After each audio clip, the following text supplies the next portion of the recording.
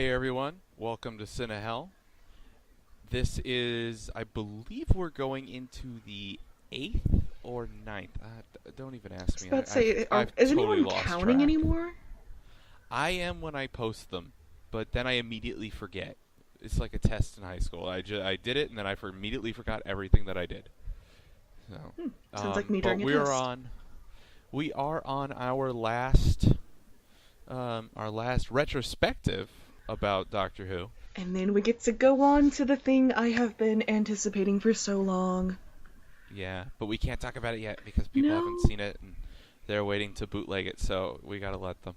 Hey, I Um, waited 2 days to see it and it killed me, so if you still haven't seen it, you have my yeah, sympathies. we were of course talking about the 50th, but for now we're gonna go ahead and get started on our. You know what? For now, let's just say the untitled final part of our uh, Doctor Who classic and New Who retrospective. I guess the 8th is not quite classic, but not quite new. Yeah, He's he's the kind of in he's the odd between. man out. Yeah, so we'll be talking about number 8 and we'll be talking about number 7. But first, introductions. I'm Joey Har. I'm Janice Rivera. All right, well, that's out of the way. Because you don't know who we are by now. Yeah. Who are you, anyways? Why do you keep getting on my podcast? I've never met this man before in my life. Me either. Who the hell is this guy? Let's go ahead and get started by talking a little bit about the Seventh Doctor, Sylvester McCoy. I love Sylvester McCoy. You know, the first time I watched an episode of his, I didn't like it, but then that was the Curse of Fenric. Oh, But you've said you going don't like the back, Curse of Fenric anyway. I don't hate it. Well, it's not your favorite. It's not my favorite. It's grown on me over time. The first time I watched it, I was like, this is boring. I'm going out of my mind. But it's grown on me. I think a lot of that was because I was kind of coming from the Davies era, where it's action, action, action all the time, and classic Who isn't that, so it was hard for me to get into it. But on subsequent viewings, I've seen it 3 times now, and I did like it. So I don't think there's anything except maybe the Happiness Patrol from his With era. the I think it's Candyman. yes. Oh my god, the Candyman. I feel the urge to insert a sound clip. We'll see if I have the energy to dig up a sound clip of the candy hand. Oh god. But yeah. There's another one. Go watch Nash. He did a great review of it, and you get to see the clip with the Candyman, We've the worst monster ever. yeah, I can't really think of a worse monster than the Candyman. Well, the vagina heads were pretty bad, but even Oh, them. okay, yeah, those are like the top two worst ones I've ever seen. We need to get you to see more like first and second Doctor, I guess, because I bet there's some really terrible back there Oh, I too. don't doubt that. But let's talk about the episodes we watched, because we didn't actually watch A Curse of We didn't Fenric watch that for many our because retrospective yeah, stuff. we've been busy. The holidays just came and hmm we were all, dead on turkey for a couple of days. I know I was. Yes, and I've been doing a lot of stuff, just bits of extracurricular stuff, not just shopping, but I actually had, I had to go to my archery club and run registration for 4 hours the morning we were supposed to be Mm. recording. So Yeah, and that weekend was out. I've got finals next week, so I've been studying like mad. Anyone in college understands, dead week. Even though it sounds like it'd be easy, no. No. It's like the worst week. Unless you're a business major, in which case every week's easy. But Yeah, so I've I'm just making been, friends. as I'm actually going for a business degree. Yeah, but that's not the only thing you're doing. It's true. I already have Yeah. a degree in English. I'm going for a degree in Yeah. business for fun, believe it or not. Yeah. But Sylvester McCoy, I actually did not know who he was before we started this retrospective, which I know shoot me later for this. My introduction to him actually came from The Hobbit, where he I plays figured. Radagast, and I was like, oh, this guy's kind of funny. And I knew after I did some research, I'm like, oh, he was one of the doctors. Okay.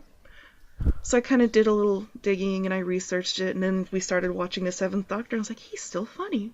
I was like, I really like Sylvester McCoy. Like, he's Yeah, the he's same. a great doctor. Yeah, like he's the same character. Just one, he wears a crazy hat, and one, he's still wearing a crazy hat in The Hobbit. Yeah. But with less poop in Doctor. Yeah. So it's just. There is something you didn't really get to see it.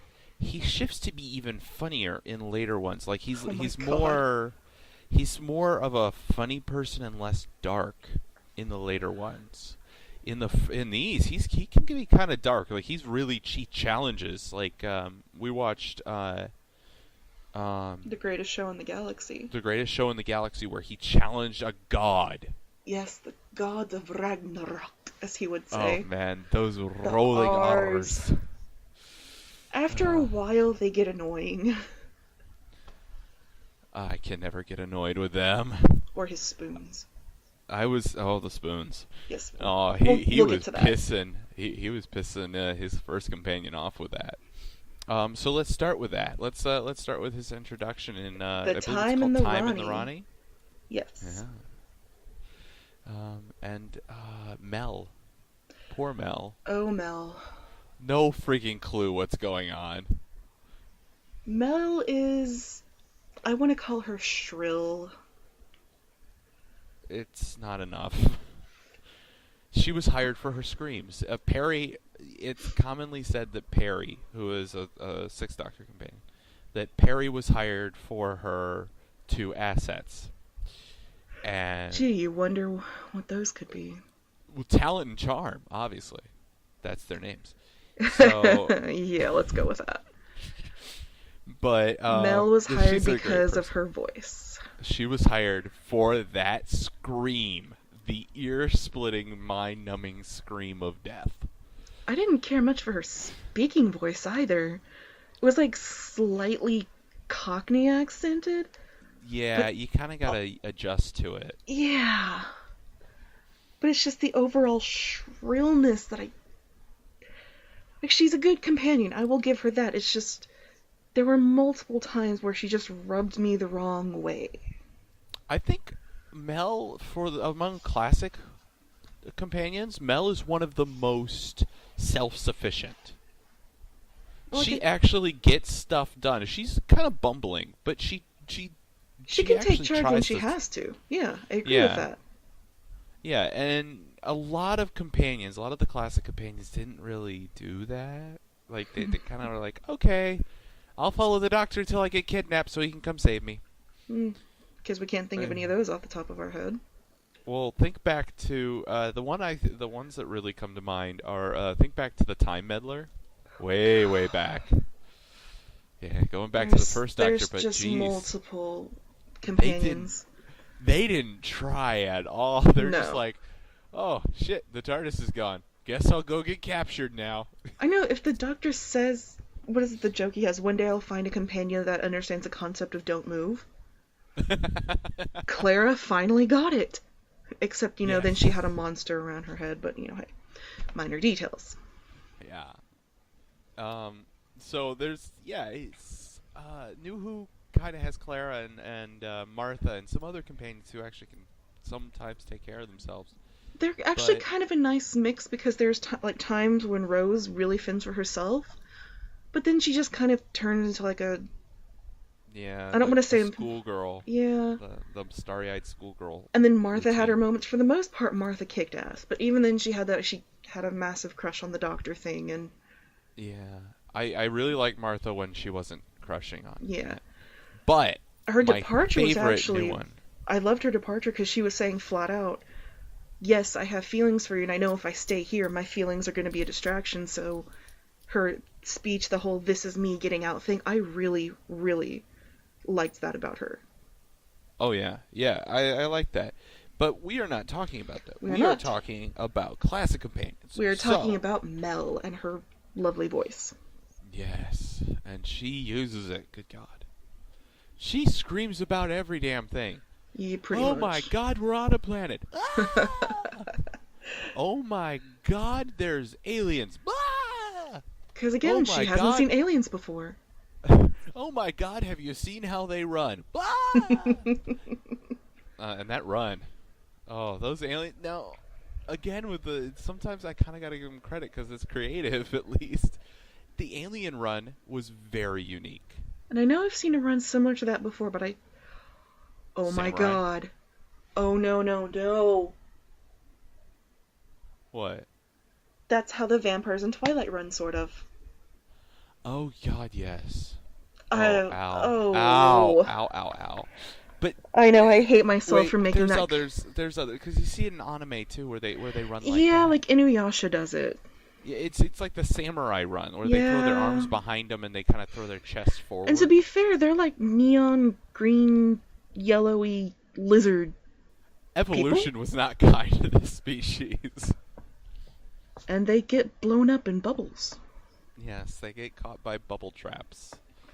The kindest trap I can possibly imagine. Yeah, But you get caught in a bubble and then you die in the bubble.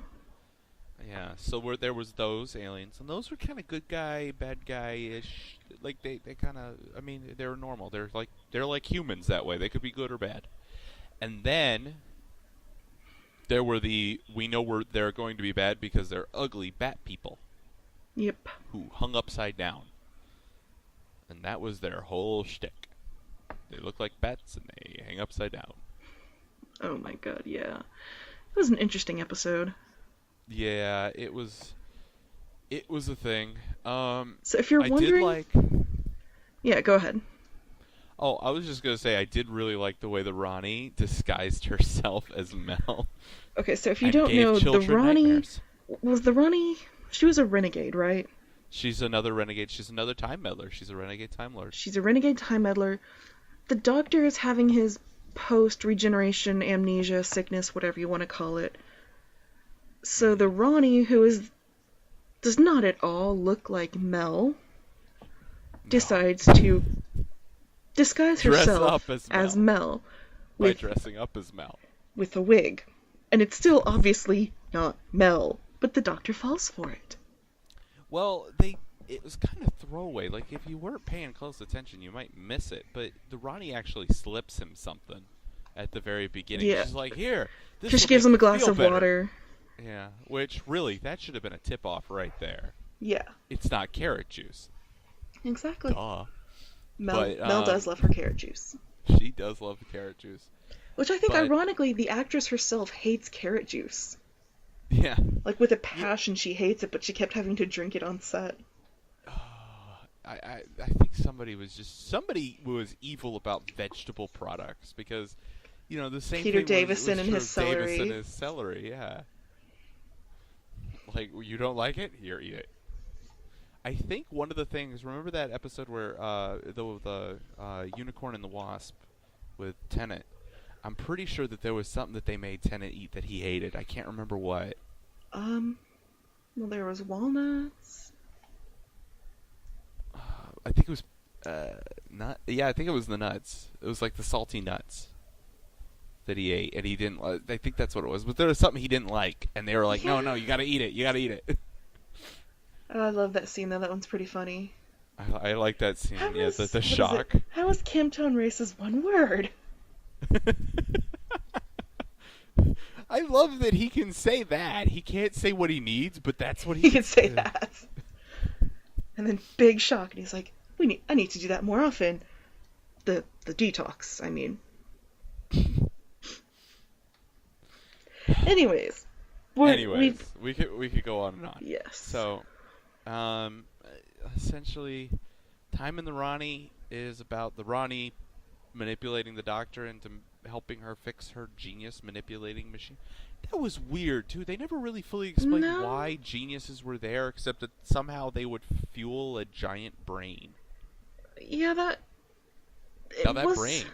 That brain. Oh, that was a cool prop. A lot of it was kind of like, okay, this is cool, but I don't understand. Like, why was there a lounge? There was like a basement lounge for the lizard people or something. Yeah, I think it's because it was the lizard people's planet, so I think that's just like their place. You know, it's like, well, this is our house. The Ronnie's just visiting. Yeah, and they would take famous geniuses and freeze them in pods. They had Einstein. Yeah, yeah, because they needed that one recognizable face. Yes. It wasn't even a face, it was a name. Yeah, well, that.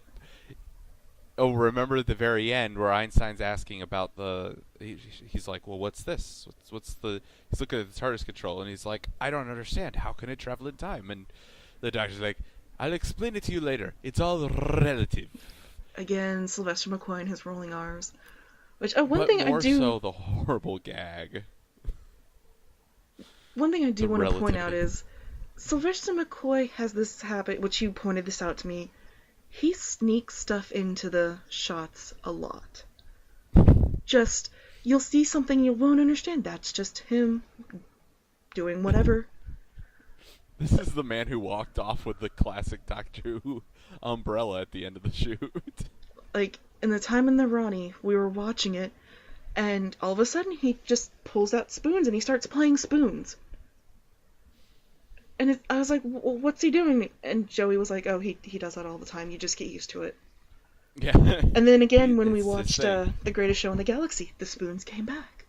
The spoons came back. I also, while we were between that and Greatest Show, I watched another one with Mel. I can't remember what it's called. It takes place in a giant tower. And again, he pulls out the spoons, and even Mel's like, Doctor, put the damn spoons away. And it's just, he has these things, and they're unexplainable. You just go with it.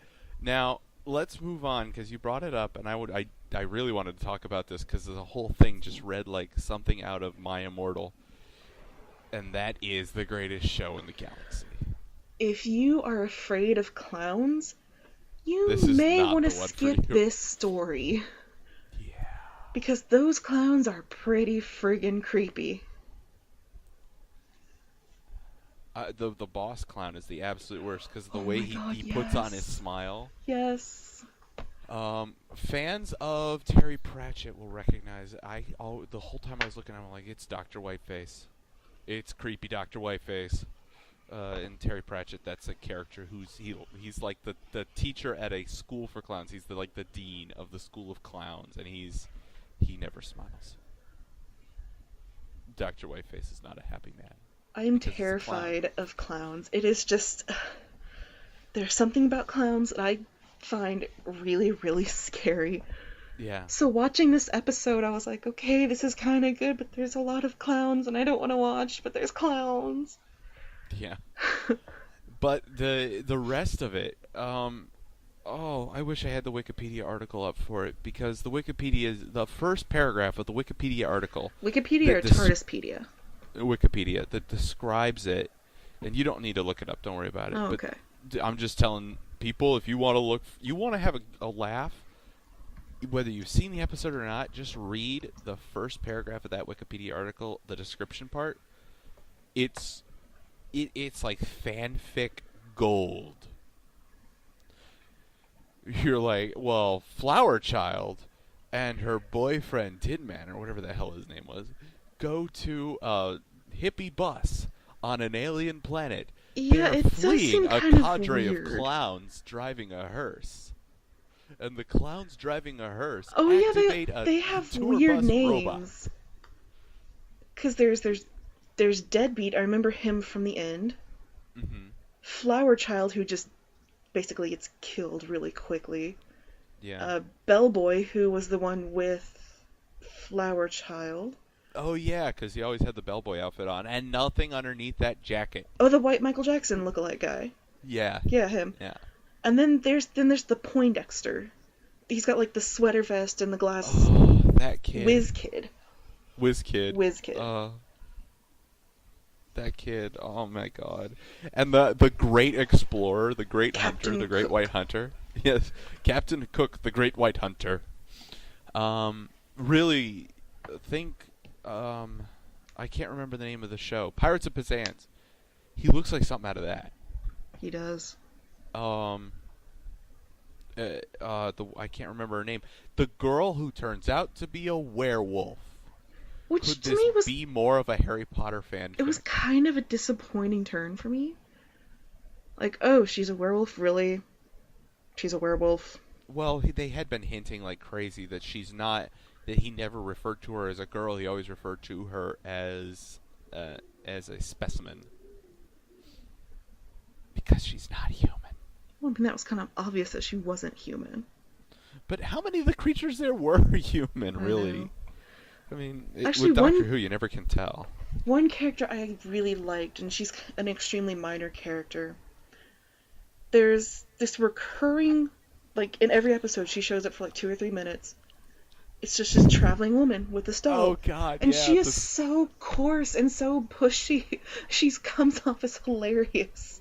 The planet's designated redneck for the evening. Basically. Or the whole time I was watching her, the only thing I could think of was, my cabbages! Pretty much. Oh, I just remembered something. Again, if you're afraid of clowns, skip this one. The clowns drive a hearse, if that's not creepy enough. Yes. Oh, God, yes. And Yeah. it's not even the new kind of clowns with the reds and the No. bright pink noses and the floppy shoes. This is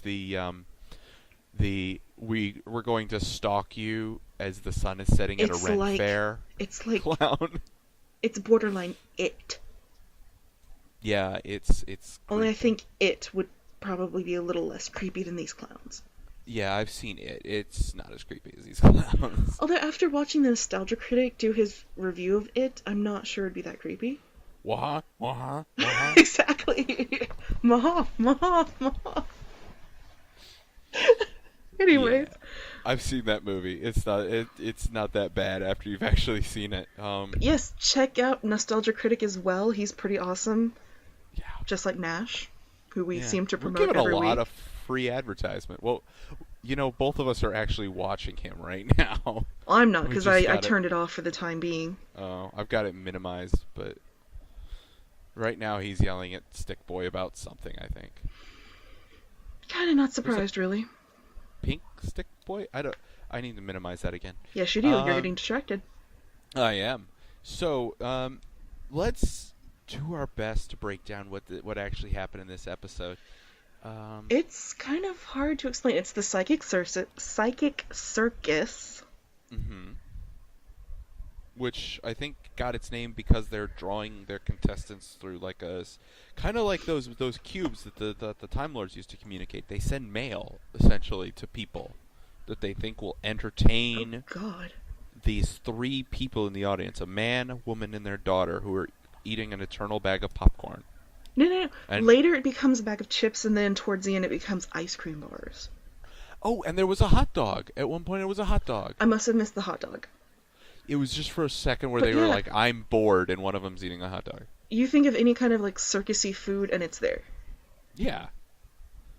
Yeah, And you're they're right. just they would occasionally hold up a sign, with a rating 0, 5, 100, whatever. And they always agreed. Yes. Or they would just announce, I'm bored. Where's the next Yeah. act? We want another act. And it seemed like they were drawing the acts from the audience. So like they'd invite people, and so this is a doctor and Ace, my favorite companion of all time. Sylvester McCoy is not my favorite doctor, but Ace is my favorite companion. I will watch every single episode with her. So Ace and the doctor are invited to the psychic circus, and Ace, from the very get-go, is completely against it because she's the companion that has every single fear ever. Clowns being one of them. Yeah, she's scared of clowns, and she doesn't want to go. She's creeped out by them. She don't like clowns. She's Like a lot me. like you in that way. Yeah. Clowns are terrifying things, and I don't understand how people find them so not terrifying. Yeah.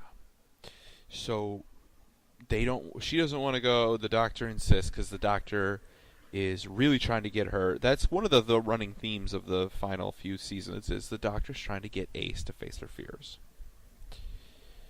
And for the most part, he does. So he's taking her to the circus to show her that it ain't a bad place. And it turns out it is, because you don't ever see the rapping ringmaster do anything. other than rap.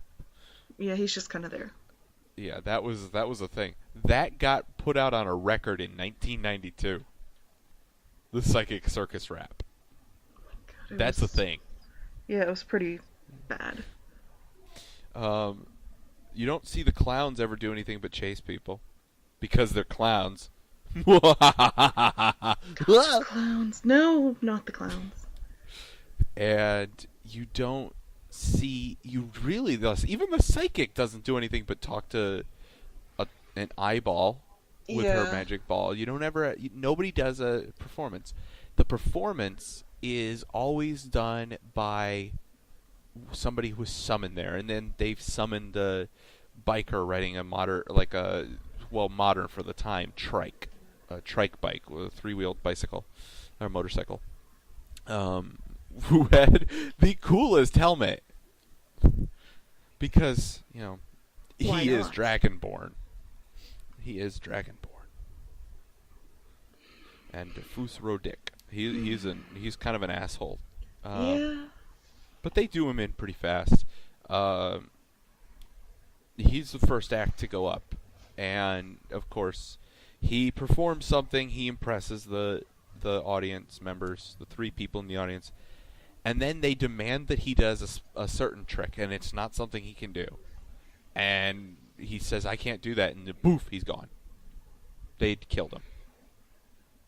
Yeah, a lot of people die. Yeah, and it starts to follow that trend where every time an audience member comes in, poof, they're gone as soon as they stop entertaining the three people in the audience, the father, mother, and daughter.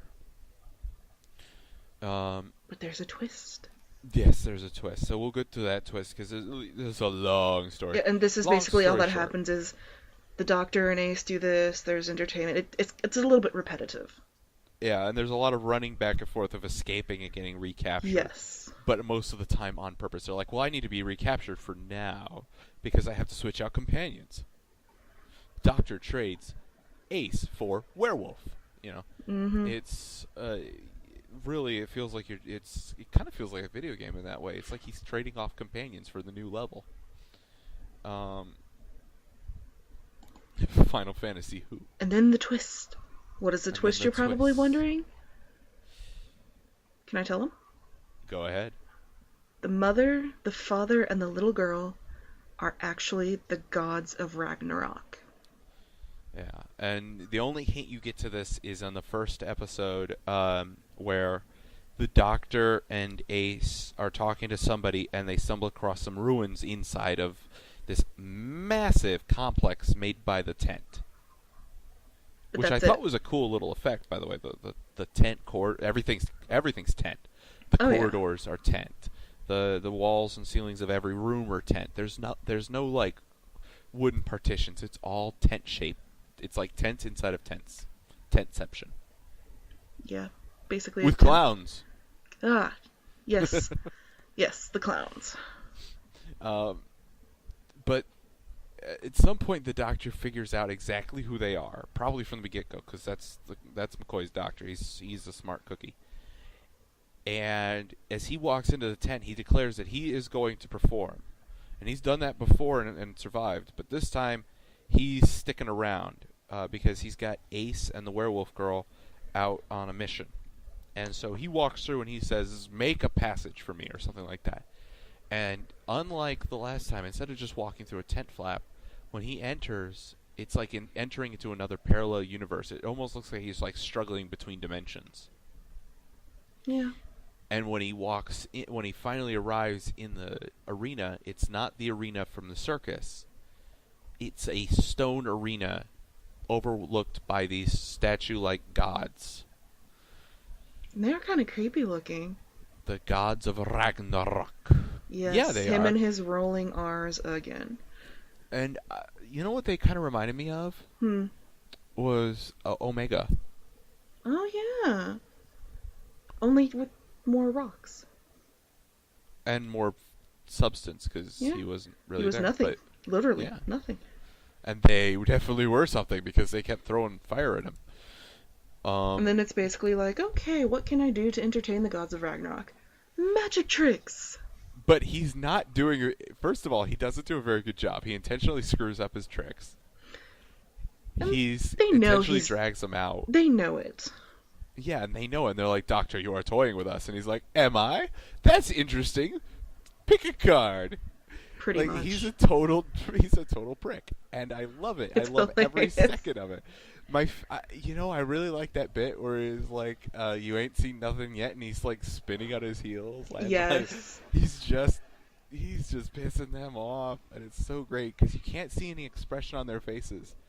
It's all done with their voice acting because they're wearing these big masks. You can't tell what they're thinking. It's like miniature Easter Island heads. Yeah, but you can tell from the way they're talking. They're like, they are pissed, and he's loving it. Well, I mean, you can tell someone's pissed off when they're hurling fireballs at you. Oh, that's why they were doing. Okay, man, that puts Tuesday into perspective. Jeez, but of course, the day is saved. Ace finds a thing that she needed to revive this. I think he's a robot. Yeah, it is the robot. Who's they've been calling him Dum Dum, but it's because he had a part of his like control mechanism, kind of like the Ood. His control mechanism was in his hand. Part of it was removed, and she found it. She puts them back together. I'm kind of unhappy that this was our episode for Ace because we didn't get to see Nitro 9 in action. Which is her favorite explosive. Yes, it is. Ace is the explosive girl. Yes. I think she's the first companion to use a bazooka too. She uses. Wait, what? I need to see this episode. Now, okay. Speaking of explosives, because we do need to move on to the next Doctor, but I did want to mention explosives really fast because that moment where the Doctor's sauntering out of the tent like he's hot shit. Yeah. And the tent explodes behind him. That was awesome. And he walks off like a boss. Yes. That was enough explosive to kill him. It really was. He just walks off like it's nothing. The explosives expert screwed up, and apparently McCoy saw it. He looked and he realized because he's a seasoned actor. He knows what pyrotechnics is supposed to look like, and he goes, "Oh shit, that's a lot of explosives." And he still walks off like a boss. Because everyone knows the bigger the explosion and the less you look like you care about it, the cooler the more you are. Badass. Oh, that made him the most badass Doctor. Seventh Doctor, real. Like a boss. That needs to be a meme. Just him walking away from that explosion and like a boss. But yes, Seventh Doctor, love, love, love. Go check him out. Ace is awesome. Mel is shrill, but funny. She has some good scenes. She has some really wonderful moments. Stuff. Yeah. I like Mel. As a companion, I like her. I just wish she wouldn't scream as much. Yeah. And now, unfortunately, it's time that we saw his demise and the coming of the 8th Doctor.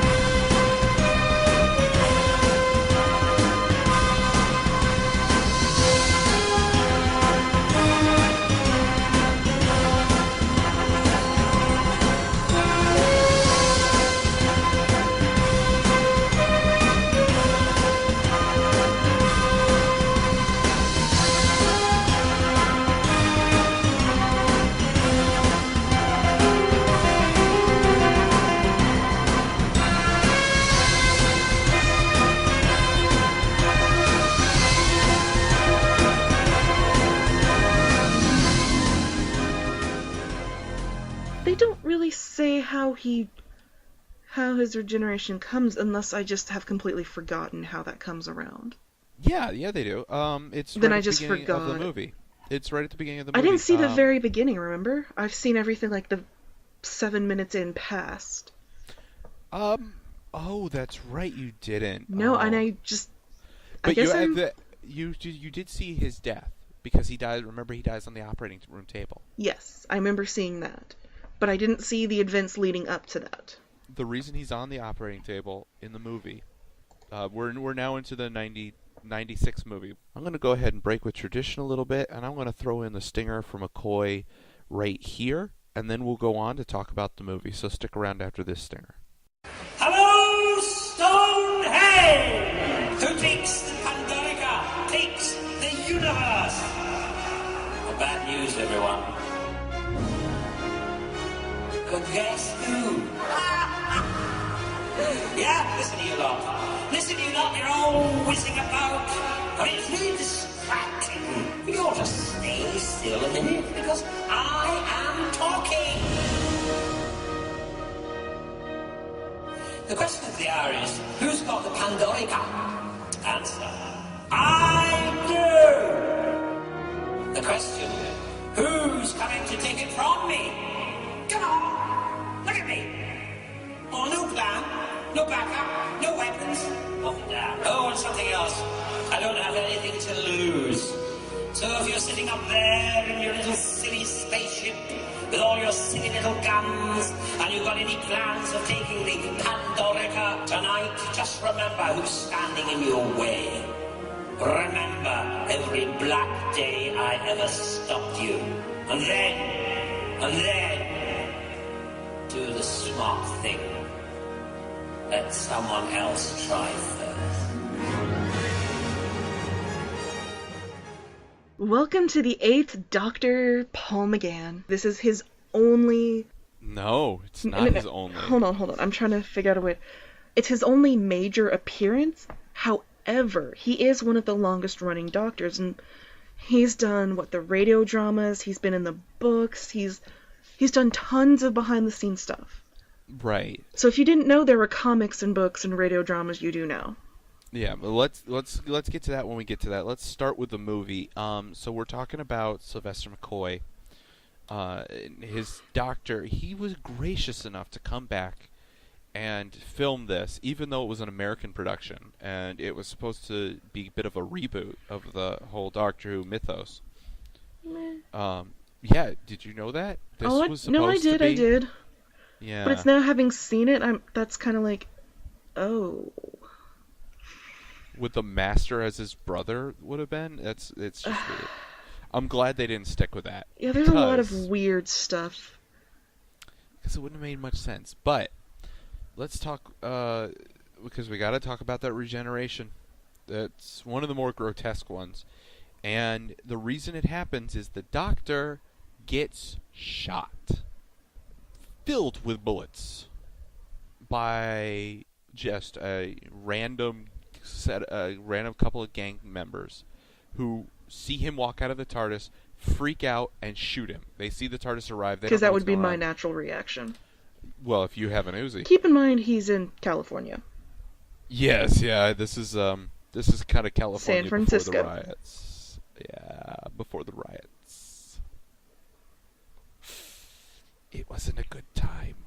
So he gets all shot up. They rush him to the emergency room, and because humans don't redo their X-rays, excuse my language, but seriously, you operated without retaking the X-ray? And no one kind of freaks out that, hey, he's got 2 heartbeats. They're just kind of like, oh, this isn't right. Yeah, nobody even tries to check his heartbeat, apparently. No. Because they look and they go, oh, this man has 2 hearts. And they're like, no, that's not possible. Okay. It's a double exposure on the X-ray. Literally, that's what happens. Yeah. And they should go for it. And, of course, because they don't know what they're doing, because they think he has 1 heart, they screw up and end up stopping the hearts. And he dies. So you think. Yes. And they put him in the freezer, and in the freezer he undergoes the most grotesque metamorphosis of any regen sequence. It is kind of gross, yeah. He regenerates. He regenerates into... Paul McGann! One of the one of the cooler doctors. Oh, can we talk about how he gets his outfit? This is one of my favorite things. Go ahead.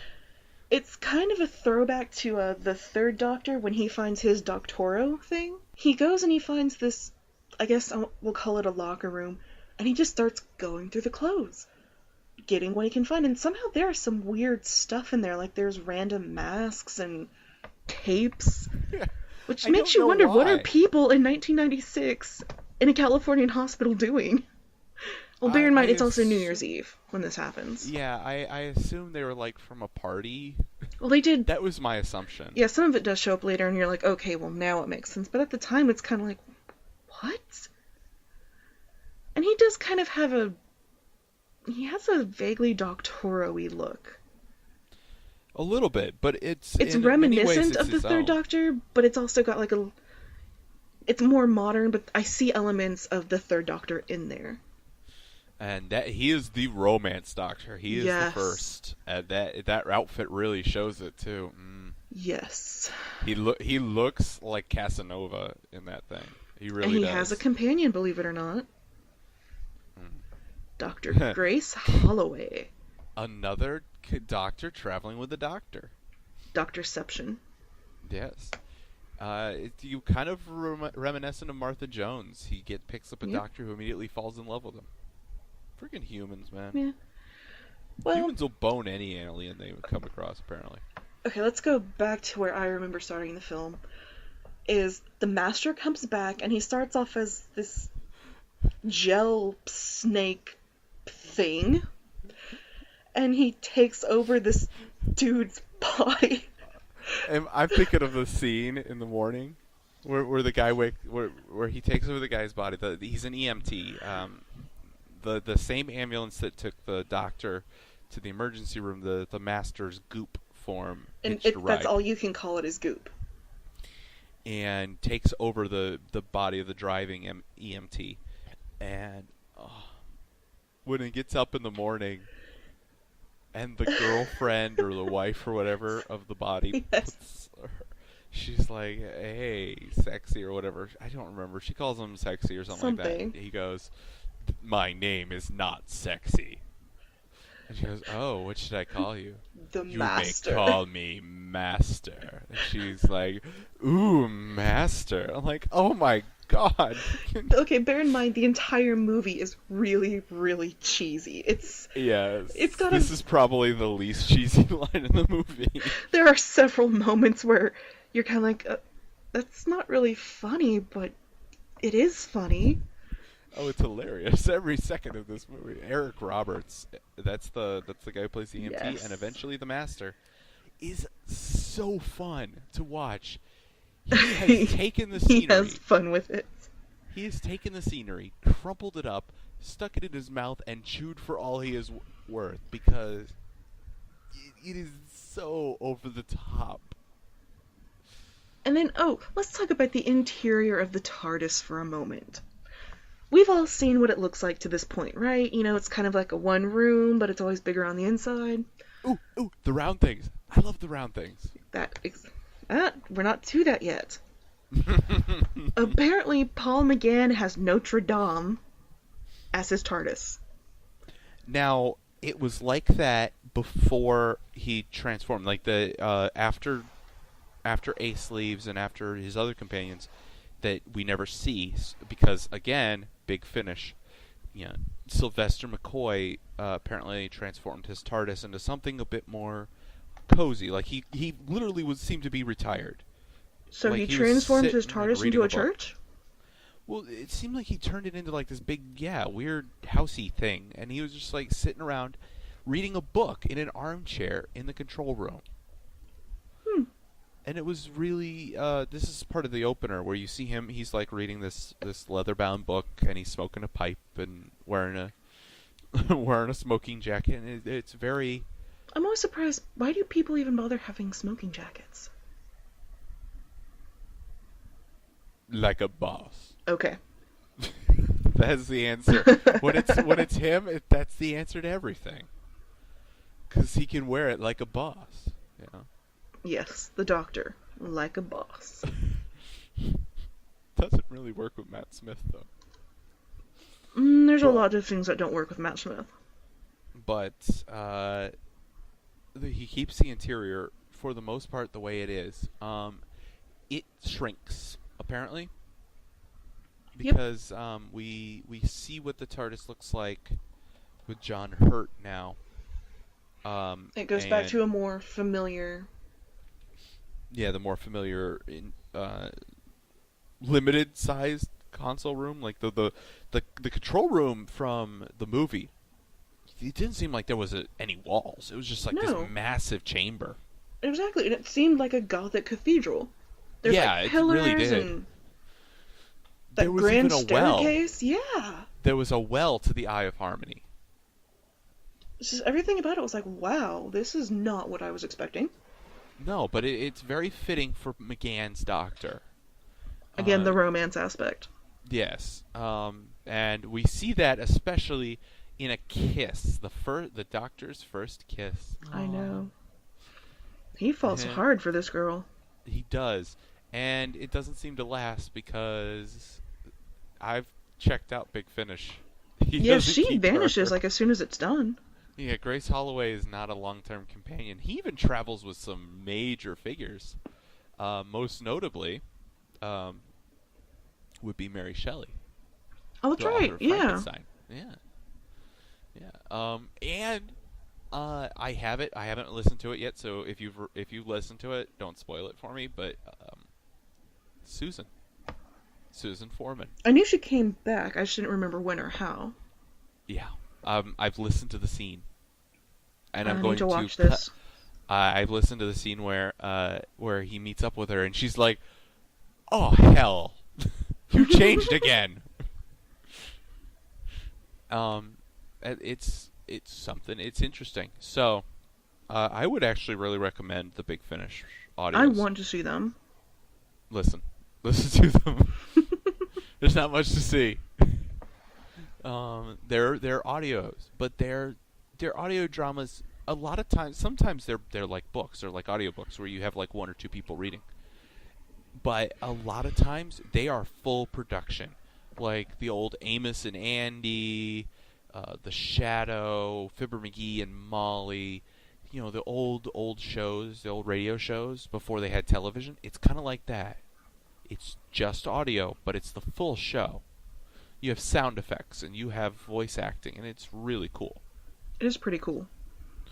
And they're really good. The writing is amazing, and they are canon. Yes. Like, there's But- stuff that you may not know in these books. But now you kind of need to. Yeah. I have Because one I of the can't. books from I believe it's a 10th Doctor era book I bought on a whim at a half-price bookstore. I still need to read it. Which one? I don't remember. It's in my closet. Do you remember the cover? I might actually recognize it. It's got the Doctor on it, and I think Martha. That's all I remember. Doctor and Martha. Well, It's been in my Uh, closet for a couple months. I haven't looked at it. there's like 4 of them. I've read a couple of those. They're pretty good. I haven't found any with the 10th Doctor that are bad. I did not like one of the 11th Doctor books, but I haven't read many of them. I need to read more. I want to read more. the audio books are really good, and they're well priced. Go to Big Finish; they're worth it. Then they've got some cool deals for the 50th anniversary year. So I need to go. yeah, good listening on a Christmas night. You know, You know, curl right up and before listen. Moffat kills off the 11th Doctor. Yes, horribly, I'm sure. That's Moffat. For Christmas for kids. Well, it's like, I hate to admit this, but Day of the Doctor, I knew it was Moffat, and I knew it was going to be good. Probably the last 10 minutes I was crying. Yeah. It was that Now good. we're not going to spoil it until That's our next time. podcast. But we will spoil probably the very last time we'll see him, but I hope he comes back again. The last moments on screen for the 8th Doctor, Paul McGann. Yeah. Night of the Doctor. That oh was my the god. most awesome gift to the fans. And again, told you all along, you heard me say it first, Paul McGann will be involved. Paul McGann was involved. You liar! You just bald-faced liar! Yes. Oh no, I'm not in it. I'm not in it. Bull crap! You You're had one of, not. even You though, yeah, you liar, weren't in the. and thank you for lying, sir. Yes. Because that was the coolest. Yes. Oh my gosh, I loved it. I will remember for years. I will remember the moment of watching that TARDIS pull up behind the ship. You know, the girls going, "Oh my God, I'm gonna die! Help! Help! Help!" And see the TARDIS swinging in, and you're like, "Okay, which one's it gonna be? I bet this is gonna be Tenet. I bet this is gonna be their thing. Like, look, Tenet's in it. And like nobody, if there's Or somebody even who doesn't know. John Hurt. That could have been a possibility at that point. I was thinking, but I figured they weren't gonna show Hurt. I figured it was gonna be Tenet to kind of get people stoked. And then to have where she goes, "We need a doctor," and he goes, "I'm a doctor." Paul McGann. And it's Paul McGann, and I lost my shit. We all did. I freaked out. I was like, "Oh my God, I know who that is." Even I was like, "Oh my God, it's Paul McGann! I knew it! Oh my God!" That was the coolest moment, and I just wish it was longer than 6 minutes. Yeah. It was so good. But his regeneration was amazing. It was. I really liked that. I liked the reintroduction of the Sisterhood of Kara? Sisterhood of Karn. Karn. Karn is a sister planet to Gallifrey.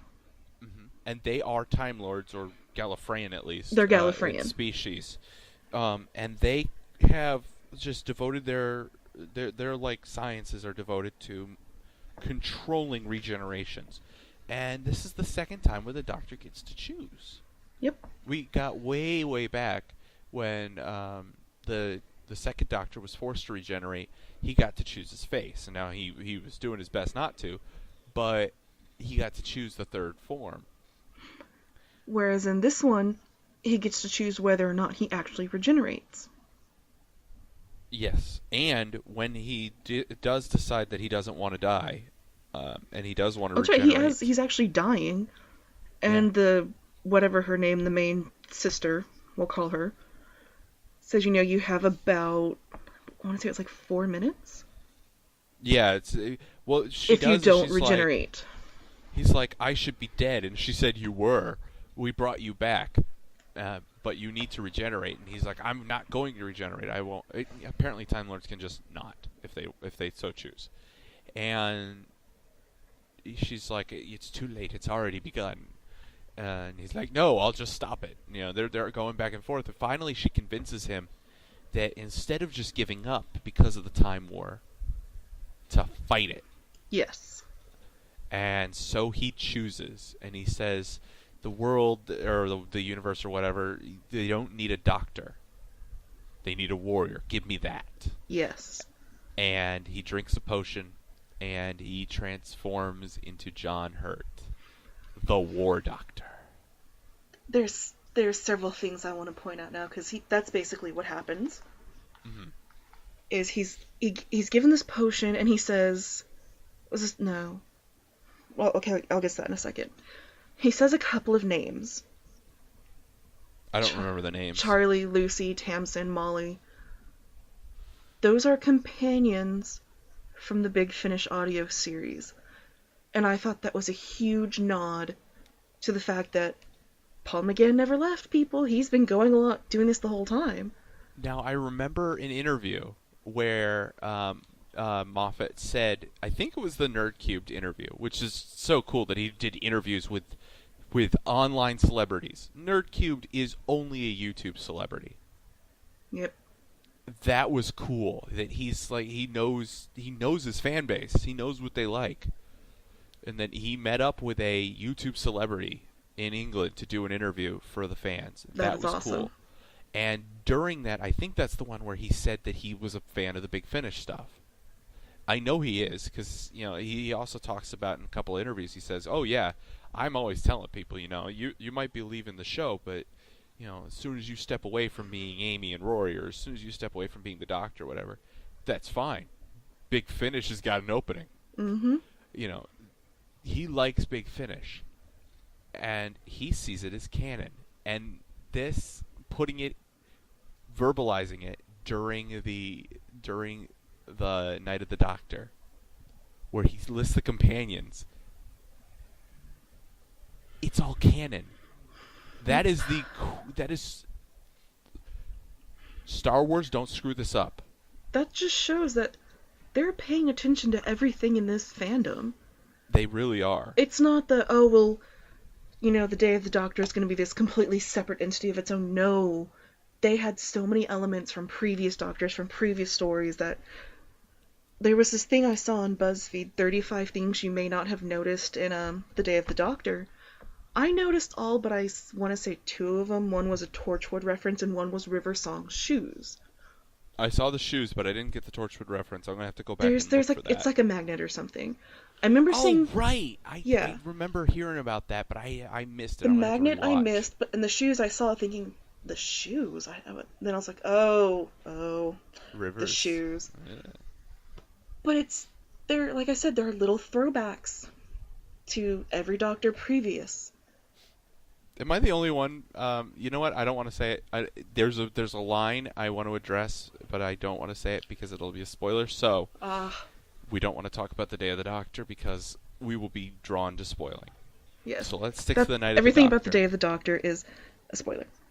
Yes. But I love that he not John Hurt, Paul McGann takes this potion, and he says, "Physician, heal thyself," which I'm assuming is some kind of popular phrase.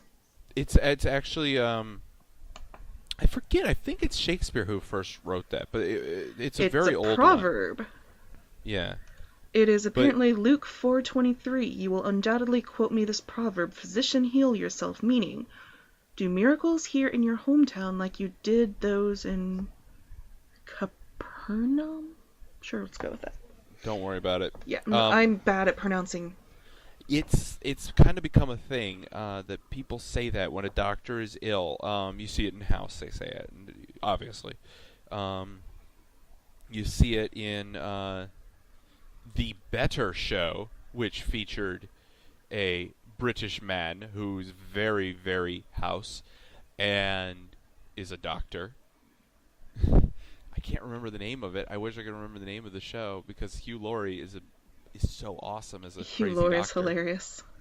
I can't remember. There's a show. It's the one he did before House where he was a doctor and he was crazy. I don't know. It wasn't House because he was funny crazy and also was really raunchy. I can't remember it. But sorry about that. But it totally escaping my mind. They just say that a lot. The physician heal Yes. thyself. It's a thing. But we can't really go much further because that goes into the Day of the Doctor and there's spoilers. The only spoiler I want to give for the Day of the Doctor, since it has come out, so come on. Physician did indeed heal himself. Mm-hmm. You'll have to wait to find out how. Yes. Let's just end on this by doing a joint roundup for the 2 doctors, since this is kind of an unusual one where one doctor didn't really leave in his own episode. He didn't really have his own departure episode. They had no idea in '89 that the show was canceled. Yeah, they actually had a plot going where Ace was going to go to Gallifrey and train to be a Time Lord. But that was before it had gotten canceled. It got canceled, so Ace never got to be a Time Lord. Big Finish. Yes. In the show, I'm referring strictly to the show, because a lot of people don't know about the Big Finish stuff. Yeah. But, yeah, the 8th Doctor has a lot of Big Finish stuff, too. So does every Doctor, including the 3rd. Yep. Every Doctor from 3rd on has stuff, and I don't think he lived to do any of it. But the 3rd Doctor, there are audio dramas. Excuse me, I'm getting the hiccups. Sorry about that. It's okay. I'm hoping it's not coming through the microphone. I didn't know until you said something. Yeah, you'll hear me go, every once in a while. But I definitely recommend the 7th Doctor. He seems to be having a lot of fun with his travels. He really is. Apparently he and Sophie Aldred, who plays Ace, were really good friends. They got on really well. They continue to collaborate into the Big Finish stuff. They had no idea, unfortunately, about the cancellation of the Yeah. show. They made no special effort for that final episode.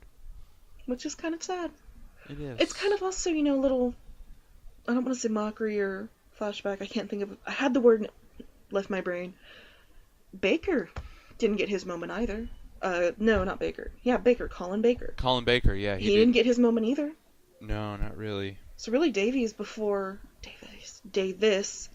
we get into the modern Who, was the last one to get his big, you know, blowout. Yeah. Baker didn't get one. McCoy didn't get one. McGann didn't get one until Night of the Doctor. just last month. And that was so good. Oh my gosh, yes. So, since we didn't really get separation of them, I'm going to try and, like I said earlier, and I hopefully will have cut that out, put in both Music! of the music for both. But let's, when we do, let's just round them up together. The two doctors, the Paul McGann and Sylvester McCoy. I personally think two awesome doctors with some great companions. Very underappreciated doctors. They are. A lot of people like McCoy, but not enough. I mean, he's up there. He's in my top 3. And for me, shockingly, even though his television time is maybe 2 hours and 10 minutes total, McGann is one of my favorites because there's just, I don't know, there's something about him that I just really love. He's a great doctor, and he goes through quite a bit because he is, like you said earlier, the longest running doctor. So the Big Finish stuff gives him a lot of fleshing out, and I do recommend it. In all, I'd say this is awesome. So, go watch it. Go watch The Seventh Doctor. Go watch the movie. Yeah. It's 1996, so yeah, it's kind of cheesy. Like, the dialogue is really bad. If you're just deal with it. Just think of the worst possible 90s stuff, and you kind of got it. And McCoy, you're just gonna have to deal with that logo. You're just gonna have to deal with that opening sequence. It's 80s. It is all of the 80s wrapped into a big multicolored ball. And then in the 1996 movie, The Master. That's all I have to say. Roberts. He's Eric Roberts. It's just hilarious. The Master is Eric Roberts. That is. Yes, that's all you need to know. Oh, and one little tiny thing that I have to add that I really loved about the movie was they do have the "Would you like a jelly baby" thing pop up, I believe, twice. Yeah, that was loved cool. That. And I wanted to hear that said in the 50th anniversary, but hey. I'm sure there's jelly babies in the background of some scene somewhere. I admit, when I walked out, I turned to my friend and was like, I wanted so bad to hear someone say, "Oh, my giddy aunt." And I didn't, but I was like, I wanted someone to hear it. That would have been awesome. The round things. Did we ever know what the round things are for? No, but the round things are back. Which that should have been a huge... Okay, that's spoilers. We can't. I stopped myself.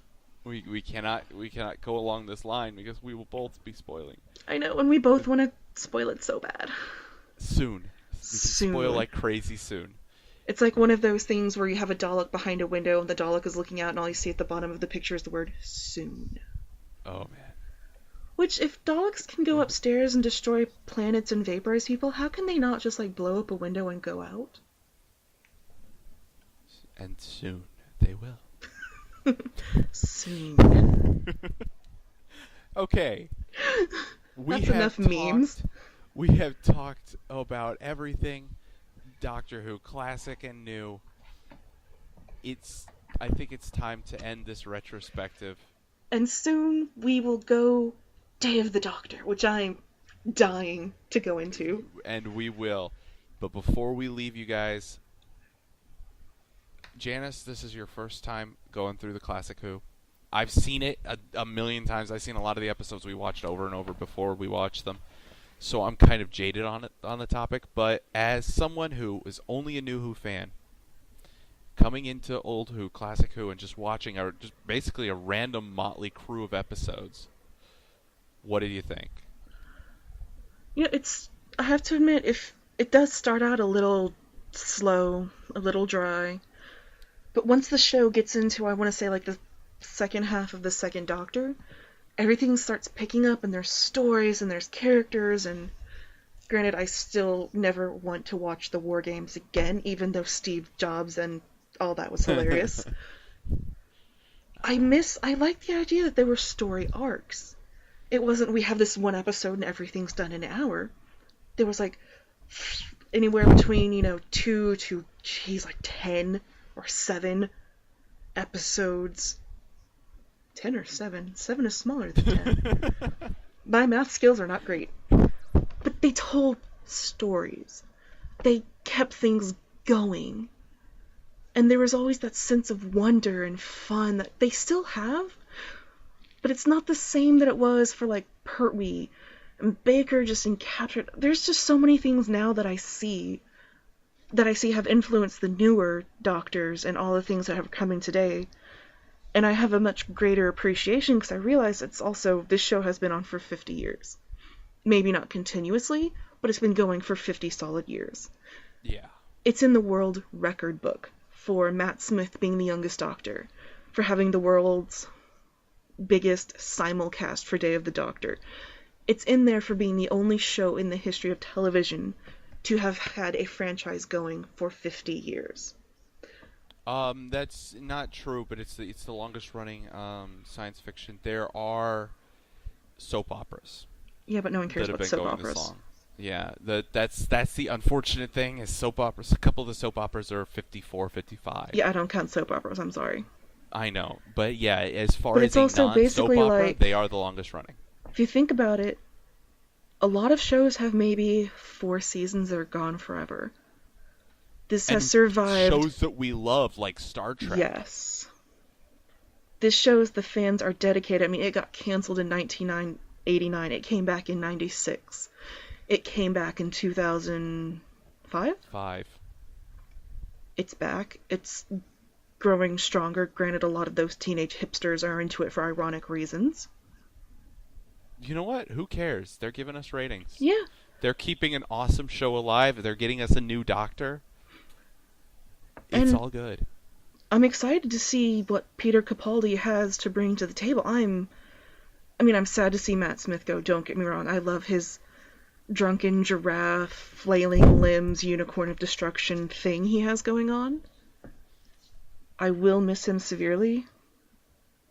But, The only thing I really regret is that we never got to see Matt Smith meet Patrick Troughton. Because Matt if there's Smith... two doctors that would have gotten along famously. There was an interview where Matt Smith said he did kind of try to embody Troughton, because he was a huge fan of Troughton. You can really see it. I'm still pretty sure that tie that was in the box... Yes. I'm pretty sure that's Troughton's. Yes. They never explicitly state it, as far as I know, but yeah. There's a lot of things they don't tie. specifically say, but if you know the show well enough, you'll get the little references. Yeah. So just many like Day of the babies. Doctor, it was like every minute there was a reference, and I was like, oh my god, and oh my god, and I can't tell you now. But soon. But soon. Like a So, Dalek. As Ooh, let's make that a thing, like a Dalek. Like a Dalek. So, I've got to run, but before we go, just very concisely, would you recommend Classic Who to a new Who fan who's not sure? Yes. There you go. Very concise. Thank you. Like I said, I had my doubts about it, thinking, oh, it's going to be boring. It's all old men being old manish. No, it's actually a lot of fun. Like, the third Doctor was slowly turning into one of my favorites. Although McGann and Eccleston are still my top two. Eccleston because he was my first Doctor, and McGann because he's so much fun. But There's some Pertwee, good oh Pertwee my out god, there. Pertwee's awesome. You gotta check out some of his other episodes. They're all on. They're all where we Daily watch them. Motion. Shh! Don't tell. Everybody will watch them. Oh, wait, that's a good thing. Yeah, Yes. Daily Motion. Go watch it. They're awesome. Yeah. So if you can't get them, because they're worth having, I've got one, and I intend to pick up a few more because I do actually really like Pertwee's era. I do. Yeah. I do plan. I collect sonic screwdrivers. I plan to start gaining more DVDs of Doctor Who as well. It's It's worth worth it. having. Because they're timeless. They're awesome. Yeah. For a person traveling in time, they are timeless. I did not think my words there. Anyways, thank you everyone for listening, and I know this has run much longer. We were hoping for 45 minutes. This is Yeah, not gonna be but 45 minutes. we never stay on. No, we're never on point, but we get there in the end. Yes. Thank you everyone for listening. And we'll see you next time. Was it Susan? Did she betray me? Betray you? Well, she loves you, Doctor. You must know that. So much for love, Straxus. What did love ever do for Susan? Or Lucy had left them grieving or dead. Because the universe in its infinite wisdom gives way to creatures like the Daleks. You blame the universe. Then who? What? Who's to blame? So, you set course for the end of everything? You forbid us from seeing the ultimate end of the universe? Why? That knowledge is forbidden. Why did you want to go there? Perspective. I'm told it's a wonderful view. No, I mean it. I really hoped it would be a wonderful view. To look back from the end of everything. To see how things finally turned out. Straxus, I was looking for hope. Ah, that. Right now, to find some hope, I think I would do almost anything.